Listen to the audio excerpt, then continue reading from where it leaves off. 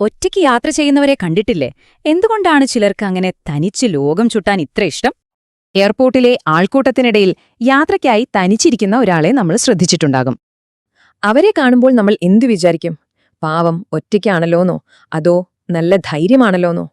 ഇതിനു പിന്നിലെ സൈക്കോളജി എന്താണെന്ന് നമുക്ക് നോക്കിയാലോ? പഠനങ്ങൾ പറയുന്നത് 3 പ്രധാന കാരണങ്ങളാണ്.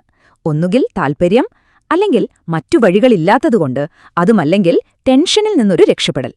കാരണം ഒറ്റയ്ക്ക് യാത്ര ചെയ്യുമ്പോൾ നമ്മുടെ സ്ഥിരം റോളുകളിൽ നിന്നെല്ലാം നമ്മൾ പുറത്തുവരും. സൈക്കോളജിയിൽ ഇതിനെ സെൽഫ് എക്സ്പാൻഷൻ എന്ന് പറയും. പുതിയ അനുഭവങ്ങൾ നമ്മളെ വളരാൻ സഹായിക്കുന്നു.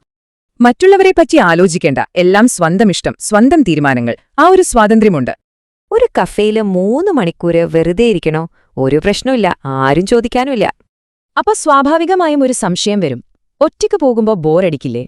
പക്ഷേ ഏകാന്തതയും നമ്മൾ തനിയെ ഇരിക്കുന്നതും രണ്ടാണ്. ഏകാന്തത ഒരു വേദനയാണ്, മറ്റേതൊരു തിരഞ്ഞെടുപ്പും. തനിയെ ഇരിക്കാനുള്ള കഴിവ് ശരിക്കും പറഞ്ഞാൽ വൈകാരിക പക്വതയുടെ ഒരു ലക്ഷണം കൂടിയാണ്.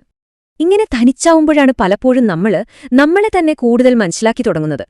ഈ സ്വയം കണ്ടെത്തലിന്റെ യാത്രയ്ക്ക് പ്രധാനമായും 4 ഘട്ടങ്ങളുണ്ടെന്നാണ് ഒരു പഠനം പറയുന്നത്. ആദ്യഘട്ടത്തെക്കുറിച്ച് ഒരു യാത്രിക പറഞ്ഞത് ഇങ്ങനെയാണ്: യാത്ര ചെയ്യുമ്പോൾ ഞാൻ ആരുടെയും ആരുമല്ല. യാത്രയില് ഓരോ ചെറിയ പ്രശ്നം പരിഹരിക്കുമ്പോഴും നമ്മുടെ ആത്മവിശ്വാസം കൂടും. എന്തിനേയും നേരിടാമെന്നൊരു ധൈര്യം വരും. ഈ മാറ്റങ്ങൾ യാത്ര കഴിഞ്ഞ് തിരിച്ചെത്തുമ്പോഴും നമ്മുടെ ജീവിതത്തിൽ നിലനിൽക്കും. പക്ഷെ ഒരു ചോദ്യമുണ്ട്, ഈ പറയുന്ന ഗുണങ്ങളെല്ലാം ഒറ്റയ്ക്ക് യാത്ര ചെയ്യുന്ന എല്ലാവർക്കും കിട്ടുമോ? കാരണം പുതിയൊരു പഠനം പറയുന്നത് ഒറ്റയ്ക്കുള്ള യാത്രയും ആളുകളുടെ സന്തോഷവും തമ്മിൽ വലിയ ബന്ധമൊന്നും ഇല്ലെന്നാണ്. അപ്പോ ഇതിൽ നിന്നും എന്തു മനസ്സിലാക്കാം?